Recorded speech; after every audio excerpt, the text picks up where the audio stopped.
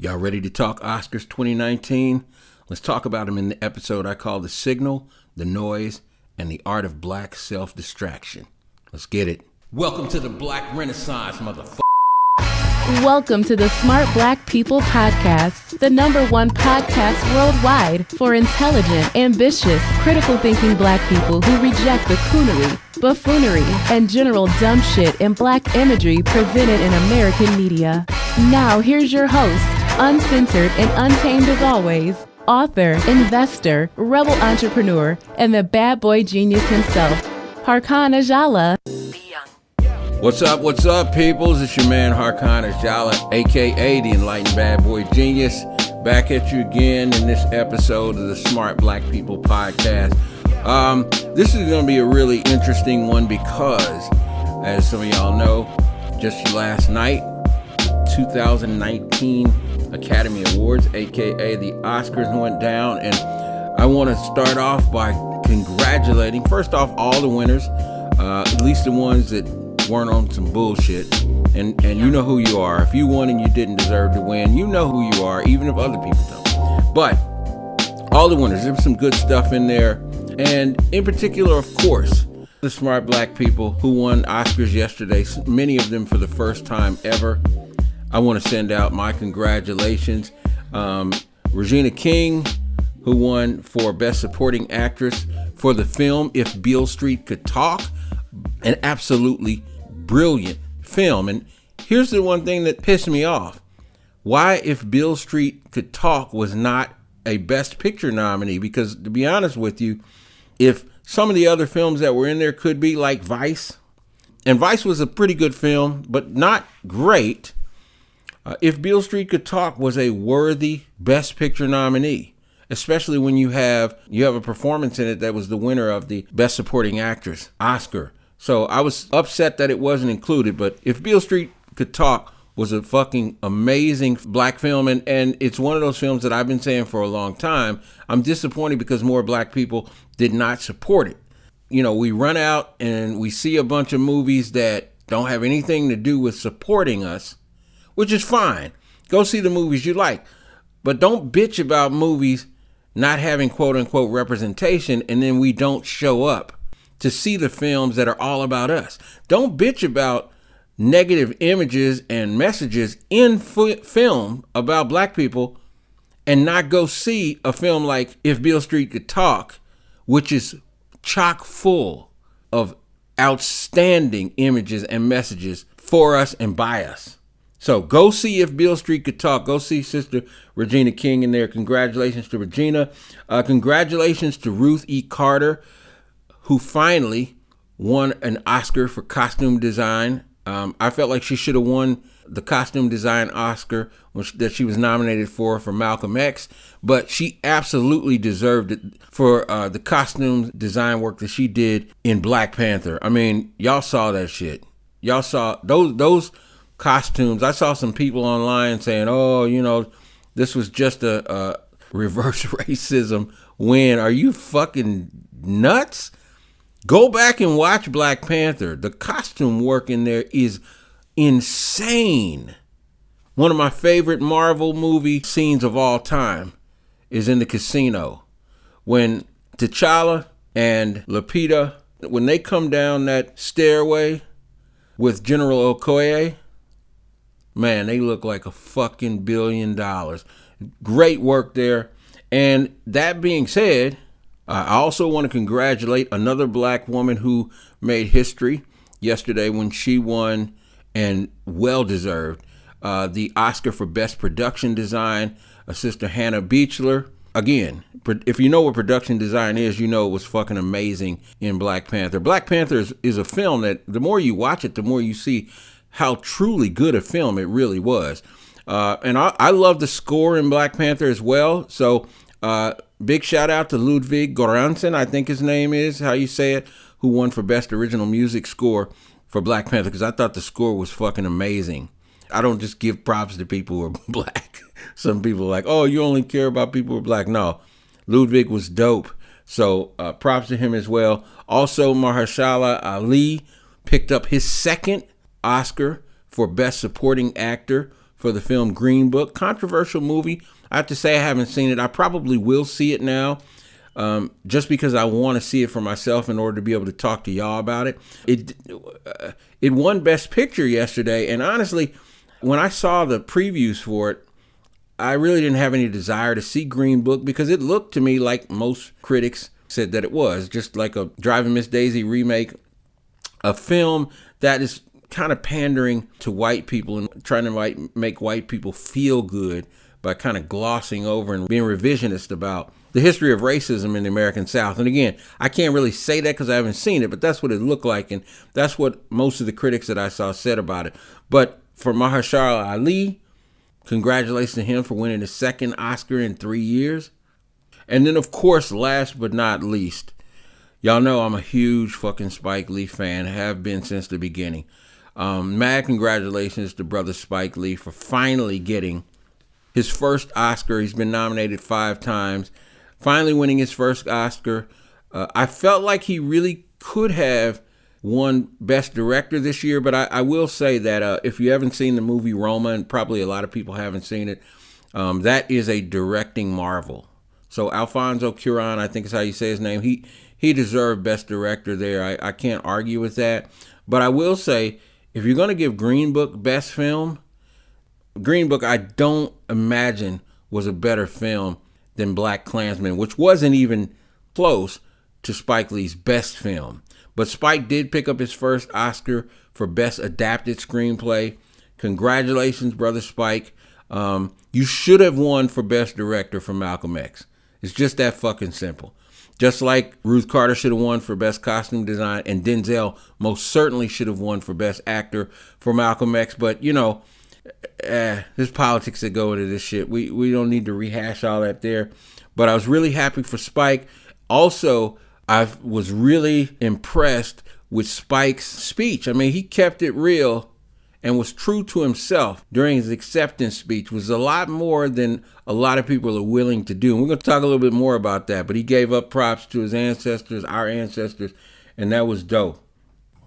So again, mad props. By the way, mad props to Rami Malek as well for winning Best Actor for his portrayal of Freddie Mercury in the film Bohemian Rhapsody about the group Queen. I don't know if y'all saw that, but Rami, I believe that's how you say his name, he was fucking fantastic in the role. Now, the film itself was not a great film. It's choppy. The editing is choppy. I mean, it's a flawed film. It's not a great film. I was surprised, again, that it got the Best Picture nomination.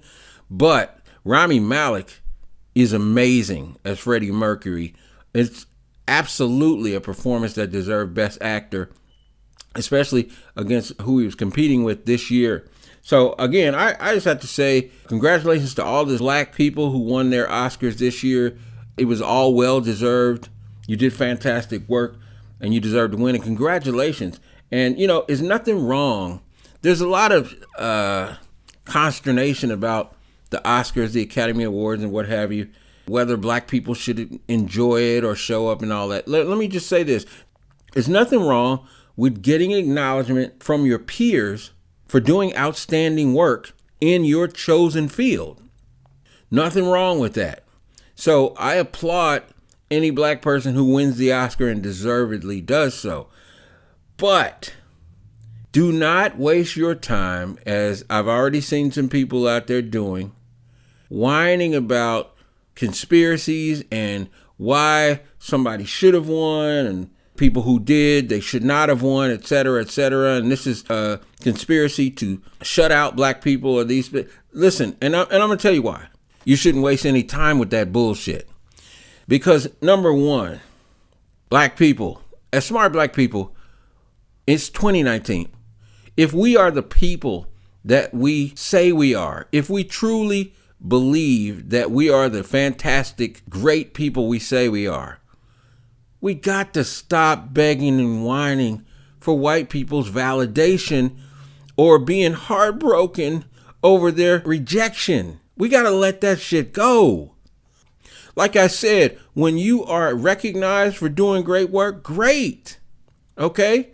That's fantastic. Take the accolades, take the money that's given, take the attention or whatever. That's fantastic.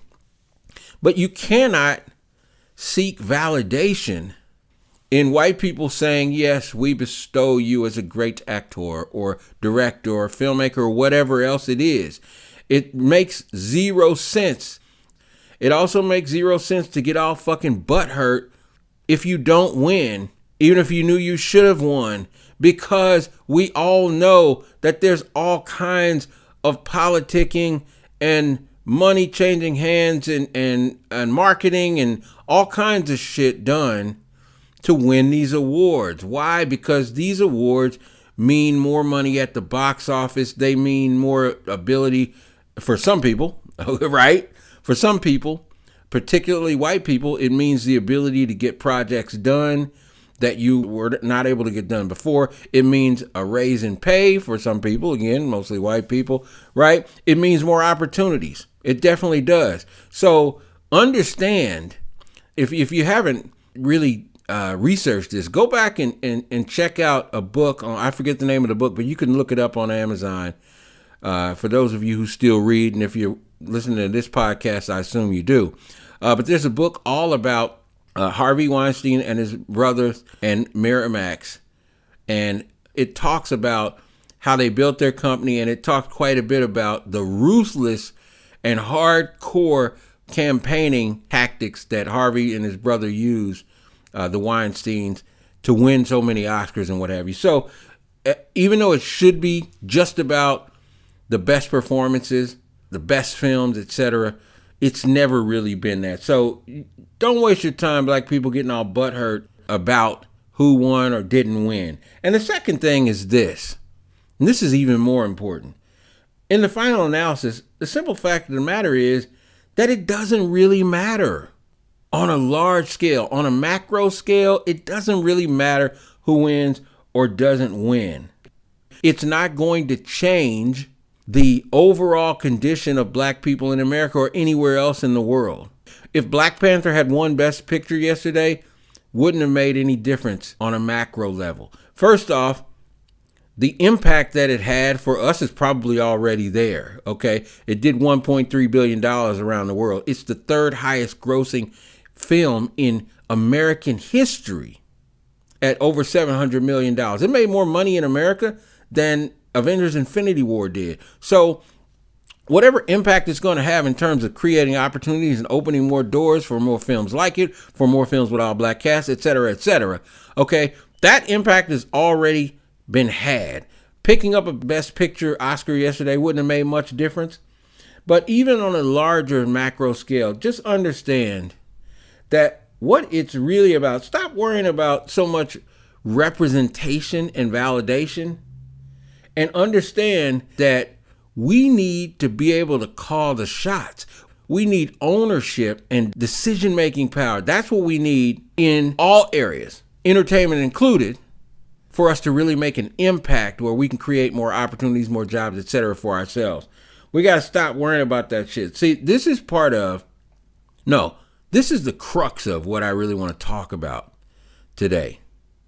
Because all that shit back and forth about representation and they jerked Spike Lee on this and so-and-so should have won on that. Or remember the Oscars so white thing a few years ago where it's like, oh, there are no black people nominated, etc. Now listen, hear me on this.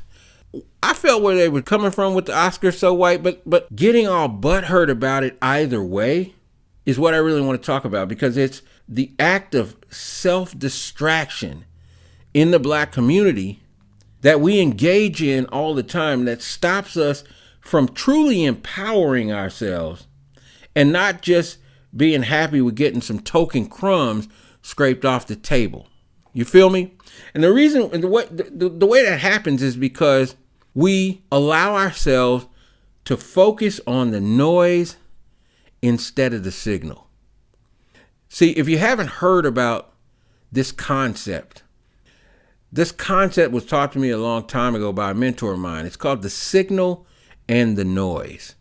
I used to own with a group of family and friends a recording studio. And when you're recording in a recording studio, The key thing that you're most chasing is to get the best pure signal recorded that you possibly can. Okay? You get a great vocal, you want to get that vocal recorded with as little background noise as possible. You with me? The signal is the performance, the guitar solo, the singer, the choir, the background singers. That signal is what you're recording. The noise is everything else that creeps into the recorded track, and that's the shit that's worthless. That's the shit that denigrates and takes away from the signal, which is what is of value. And so you see, what we do is we allow ourselves to get distracted into focusing not on the signal, on what's important to us as a community, but we get distracted on the focusing on a lot of the noise. The signal are the actual goals that we have, and the noise are the distractions and bullshit that we usually end up sidetracked with on social media. Okay? It's emotion-driven bullshit, usually based on rhetoric and symbolism and feelings and a bunch of shit like that that's not quantifiable. Can have some value sometimes, but typically isn't quantifiable, and certainly does not lead to practical progress and gain for Black people in America and around the world. Let me give you examples of the kind of noise I've already seen people, Black people getting caught up on. So there's a Black man wore a dress, right? I saw a purported Black leader before the night was even over, and I saw other people talking about it too. He's like, oh, a Black man wore a dress at the Oscars, and of course white people loved it. Well, here's the thing. See, this is the kind of noise I'm talking about. Okay, number one, the dude I saw that wore the dress, my understanding, he's a gay dude, right? He's on a gay show. Again, this is my understanding, called Pose. I haven't seen the show. So he did this to get attention, but he's the type of dude that would wear a dress. He wore like a tuxedo dress. And so what happens is you get all these Black people pushing this narrative. Oh, okay, see, here's another example of them, quote unquote them, trying to emasculate the image of the Black man, trying to effeminize the image of the Black man in America. Okay. Now, I'm going to take this one just for a second. Let's assume they are actually trying to do that. That's why they did it. Okay. This is noise, people. Here's why. How the fuck does that affect me? If I'm not a gay dude or a feminized Black man who's going to go out and wear a dress, how the fuck does it impact or affect me? How does it affect any Black man who's not already likely to be effeminized, right? How does it affect my two sons if they're not already likely to go out and wear a dress? You think because this dude wore a dress on the Oscars runway that they're going to be like, oh man, that must be cool. I think I want to go out and wear a dress. Is that actually likely when I'm the one who is doing the socializing of them in my household? See, when you are the one who teach and train your children, you don't really have to worry about outside forces taking over their minds, so to speak. And I know this is wrapped up in this whole issue that a large part of the Black community has with gayness and homosexuality and all that. And I don't want to get into that right at this time because it's not the focus of today, okay? I talked about that in the last episode a little bit when we talked about the Jussie Smollett, the initial reactions to his situation. But just understand this. Nobody can effeminize you because they wear a dress. You feel me? Because a brother wore a dress on the Oscars is not leading to the destruction of the Black family, okay? I get tired of too many Black men are willing to make excuses for our own failings. Our own failings. Kanye West was talking that bullshit in the White House. Oh, they forced the Black man out of the household. Welfare forced the Black man out of the house. Get the fuck out of here with that bullshit. Let me tell you something. I'm a Black man, a real Black man. No outside force can force a real Black man to leave his family. You feel me? not white supremacy, not fucking welfare, no other fucking bullshit that people want to sell you on. That narrative is bullshit. We, black men, are responsible for our actions. You feel me? Just like Nat Turner, Dr. Martin Luther King Jr., Malcolm X, Stokely Carmichael, Marcus Garvey, Frederick Douglass, all of them were responsible for their actions. They made positive actions, actions that were honorable and that were helping our community in spite of far worse conditions.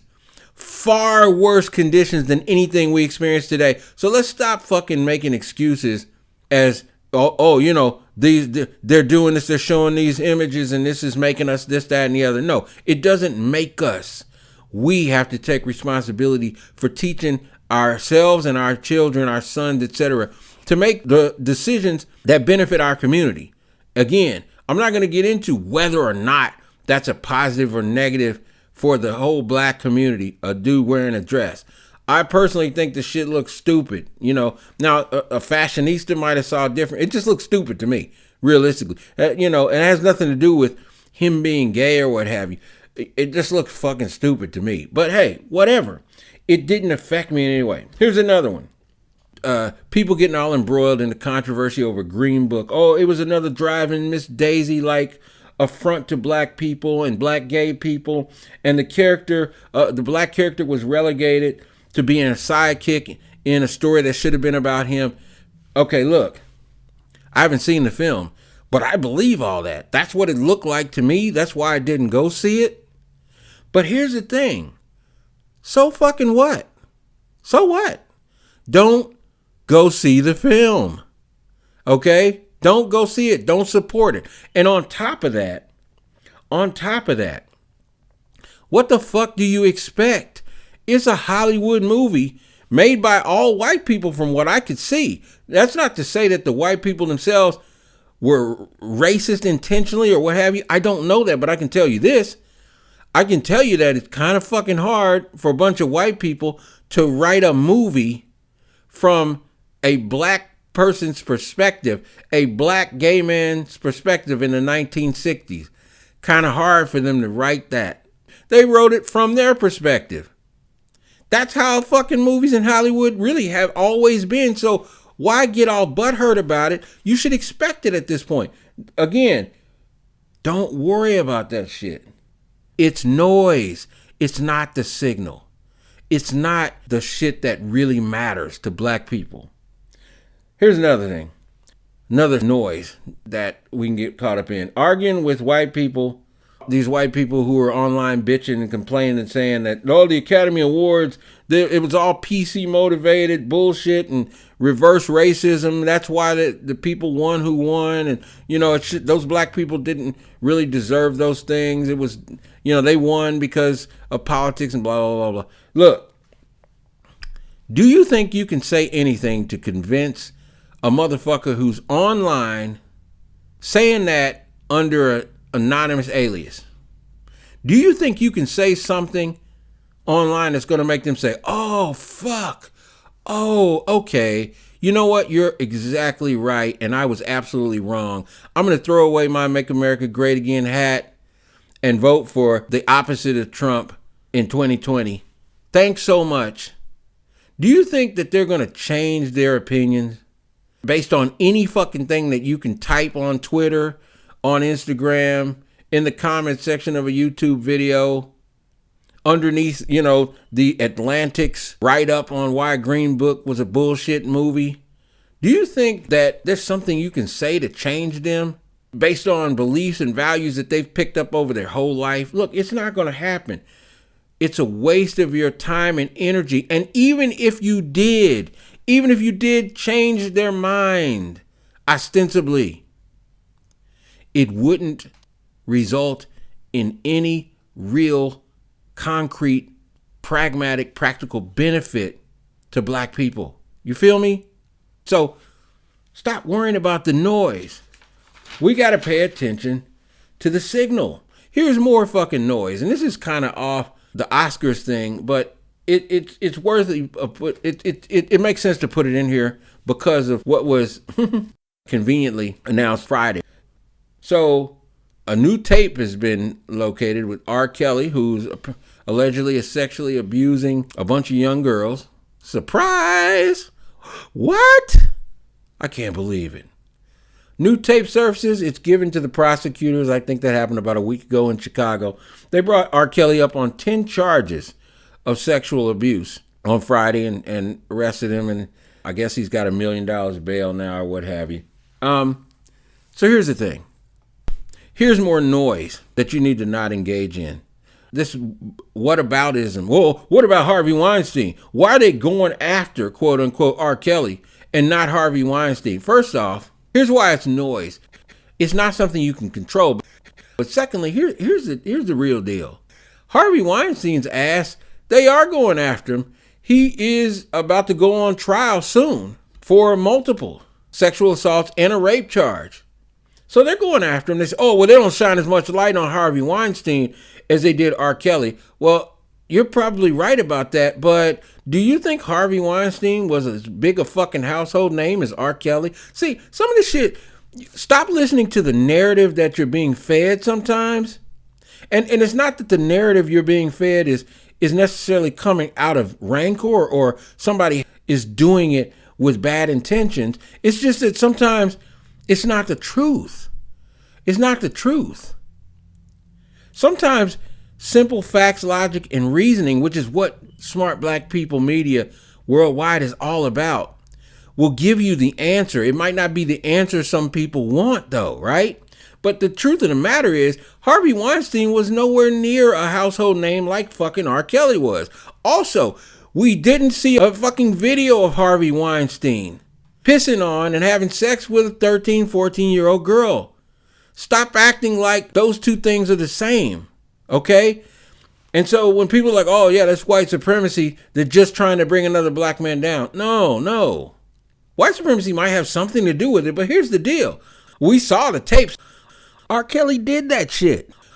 But also, if it was all about just trying to bring a black man down, and white supremacy can't ever be defeated and it just does whatever it wants to and brings down anybody it wants to anytime it wants to, then why was he acquitted the first time? They had videotape evidence. Money bought him out of it. We're going to talk about the role of capitalism in white supremacy in another episode. Believe you me, it can override that shit. But anyway, don't get caught up worrying about that narrative. Harvey Weinstein is a very wealthy, white, Jewish power broker in Hollywood. Let me just tell you, I wouldn't be surprised if the motherfucker beat the charges. I wouldn't be surprised at all. And you shouldn't be either. But the issue here is not worrying about why are they treating black pedophile worse than a white rapist. The issue we got to be focused on as black people is what we can control, and that is don't fucking get into the criminal justice system because you ain't gonna get a fair shot, my friend. If you ain't figured that shit out yet in 400 years, there's probably not much hope for you. See, that's the trick bag. The trick bag is going out and committing crimes and allowing yourself to get into the fucking system in the first place because you're not going to get a fair shake. This is not news, folks. So don't waste your time blabbering about a conspiracy. It doesn't even need to be a fucking conspiracy. You feel me? If you get your black ass into the criminal injustice system, you ain't gonna get a fair shot, right? Come on. Let go. Because see, this is part of the noise. Let go of the narrative that every single fucking thing that happens bad to every black person is a part of this great white supremacist conspiracy. That is noise. That is not the signal. Because it's not the truth. And it's not because I'm trying to give a pass to white supremacy. Believe you me, I'm going to break down white supremacy in a whole episode of this podcast. It does exist. Contrary to popular belief on Fox News and in the alt-right, it does exist. It's alive and well. But it just isn't what people think it is. Jesus is said to have said, the truth shall make you free. The truth will set you free. So as smart black people, we got to seek the truth. The truth is that one of the key ways that white supremacy actually works is in getting you to believe that you are powerless against it, that there's nothing you can do if white supremacy doesn't want you to, and that your own actions are not under your control. It's all white supremacy. None of your outcomes are your control. It's all white supremacy. That's one of the key ways that it works. So stop buying into the narrative that every time a black criminal gets caught and gets put in prison for a crime that they committed, that it's white supremacy in action. Because that ain't the truth. And if you don't have the truth, you will not be free. We will not be free. We will not be empowered. You feel me? See, buying into the narrative, buying into the myth that white supremacy is this all-powerful force that controls every single thing in the world and every black person's actions and inactions and what have you, is disempowering. It's disempowering. It's the opposite of what we want.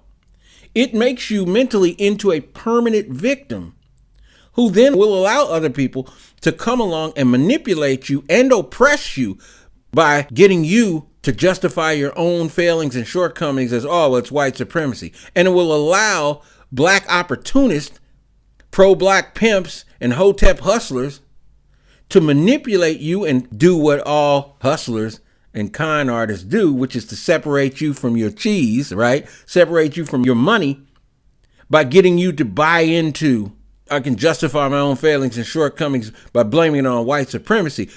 See, it makes us feel better about shit that we ain't accomplishing, shit that we ain't achieving because we ain't doing what we need to be doing. All of us, right, can fall victim to that if you buy into that shit. Makes you feel better. And that's how you separate motherfuckers from their money. That's how con artists do it. Tell you what you want to hear. That ain't it, Chief. We got to stay focused on the signal. The signal is our actual goal. What is our goal? And our goal has got to be that we need, and this really can't be argued if you really look at it objectively and critically. We need economic power. We need ownership. We need the ownership mentality in a capitalistic system. I'm not saying that's the only thing we need, you feel me? But I'm saying it cannot be argued that that is a critical thing we need. Because when you have economic power, then you can make decisions. We can then make decisions on the movies that are made, on the people who make them. And then we can control and have some control over the images and the messages of the films that are made about us, for us, and by us, and over the opportunities to make those films. You follow me? So again, don't get caught up on the noise. Focus on the signal. We got to let go of the self-distraction that runs rampant. So again, just congratulations to the Oscar winners.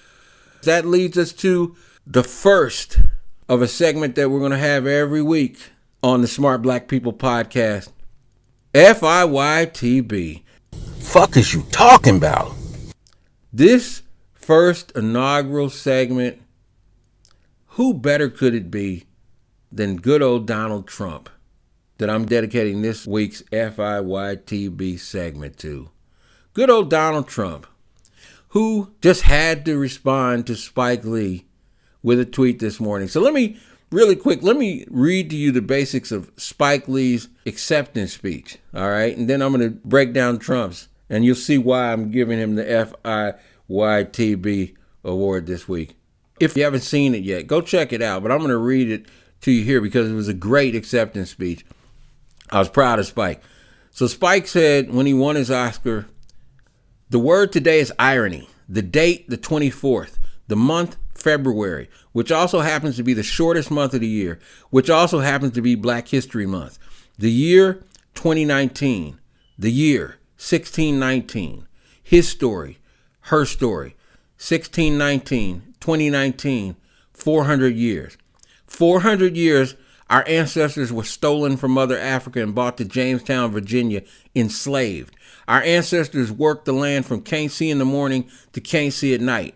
My grandmother, who lived to be 100 years young, who was a Spelman College graduate, even though her mother was a slave.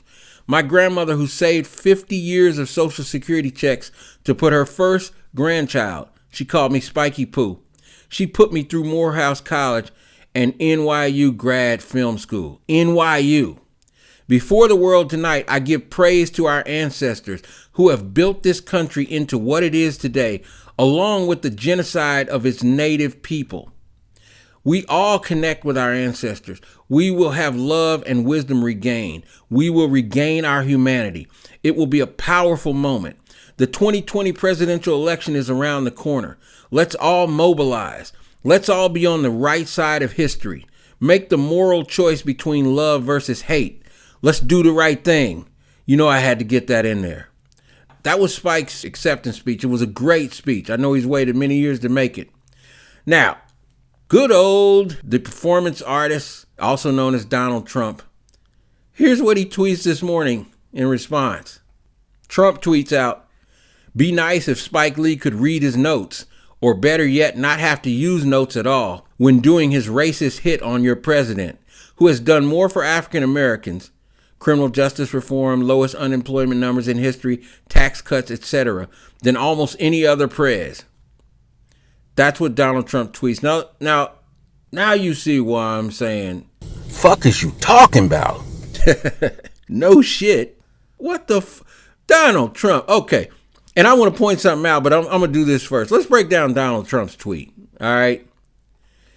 Donald Trump, speaking in this broken English he speaks in, which tells me, and actually a prominent psychologist talked about this, which points, I think, to early onset dementia, the first stages of it. But Trump says, "Be nice if Spike Lee could read his notes, or better yet, not have to use notes at all. Are you fucking kidding me?"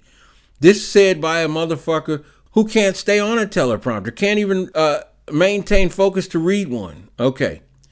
When doing his racist hit on your president, first off, Spike never even mentioned Donald Trump's name. He didn't mention any candidate's name, right? What Spike said was make the moral choice between love versus hate. Let's all be on the right side of history. Let's do the right thing. Trump, who knows, of course, who the fuck Spike's talking about, he admits here, who else would Spike be talking about? I'm the motherfucker that's a piece of shit, right? Okay. But where is the racist hit at? Racist? Where? Come on, Trump. Donald, you don't even have any. Is it? So I guess you're saying it's a racist hit on Donald Trump for Spike Lee to talk about the fact that African slavery happened in America, the fact that attempted genocide of Native Americans happened in America. This isn't alternative facts like Donald Trump likes to deal in. These are facts, right? So then Donald goes into some alternative facts of his own. He says, now here's fake news. Okay, if there ever was one. He keeps repeating this talking point. Who has done more for African Americans than almost any other prez? Really? Almost any other prez? Like who? Okay, I can name them many. But anyway, who has done more for African Americans? Criminal justice reform. Ah, interesting. So criminal justice reform only affects African Americans? So only African Americans are criminals? That what you're telling me? Criminal justice reform. How did you reform it, Donald? How did you reform it? Bullshit. Lowest unemployment numbers in history. Again, a certified. Here's the thing about Donald Trump and a lot of his supporters. This is something that is easy to disprove. It's something you can certifiably disprove. Tax cuts. What the fuck does his tax cut program have to do with African Americans? You cut taxes for wealthy. What the fuck are you talking about? So for the small portion of the wealthy in America who are African Americans, your tax cut helped them? That's what you're saying? What the fuck does any of that have to do with specifically for African Americans? It's bullshit. But here's the thing. Here's the most important thing you got to get from this response by Donald Trump. And I want you to really I want you to really think about this. Did you notice how civil Donald Trump is in this tweet? Be nice if Spike Lee could read his notes, or better yet, not have to use notes at all when doing his racist hit on your president. Now, he's the victim here, who has done more for African Americans, criminal justice reform, lowest unemployment numbers in history, tax cuts, etc., than almost any other prez. My feelings are hurt. Spike, how could you say that? Notice that Donald Trump didn't call Spike Lee a bunch of fucking names. Notice that he didn't go hard at Spike Lee and say he's a no talent hack, piece of shit, this, that, and the other, frog face, blah, blah, blah, right? Why didn't he do that? Like he's done to so many other people using Twitter. Like he's done to women and journalists and so on and so forth. You know why? Because like all bullies, he's a fucking pussy. He didn't do that because no bullies ever try to bully people that they know will hit their monkey asses back. He knows Spike Lee would have lit his fucking ass on fire if he'd have went in, so he didn't. He was a little soft, victimized pussy in this tweet, besides spouting off a bunch of certifiably and easily disproven statements. For that, again, with pleasure, because I really don't like you, dude. Don't like who you are as a person. You're a malignant narcissist. And look this up. Look this up. Psychologists will tell you nothing can be done to help a malignant narcissist except to incarcerate them. So you are a danger to America and the world. So it gives me great pleasure to give you the first and the inaugural. Dude, fuck is you talking about? Trumpy, you got to do better, bruh. Nah, you can't do better. So just fuck off. I will see y'all in the next one. I appreciate y'all being here. It's always fun. Make sure you subscribe to this podcast. Get back at us over on the Smart Black People TV YouTube channel, where we post clips from these so you can let us know your thoughts and your comments. I appreciate y'all being here. As always, stay rich, stay black, stay sexy, stay enlightened, stay happy, stay smart. Live Lux or die, baby. And remember the Smart Black People credo. Extract the emotion, inject the intelligence. Peace. Thank you for listening to the Smart Black People podcast with your untamed host, Harkon Ajala. Please get exclusive VIP content, secret high-end wealth-building videos, bonus Q&As and how-to videos, and support our mission to provide empowering, intelligent, anti-coon media content for Black people on the rise by going now to www.smartblackpeople.com/riseup. Thank you again, and remember, nobody's gonna save us but us.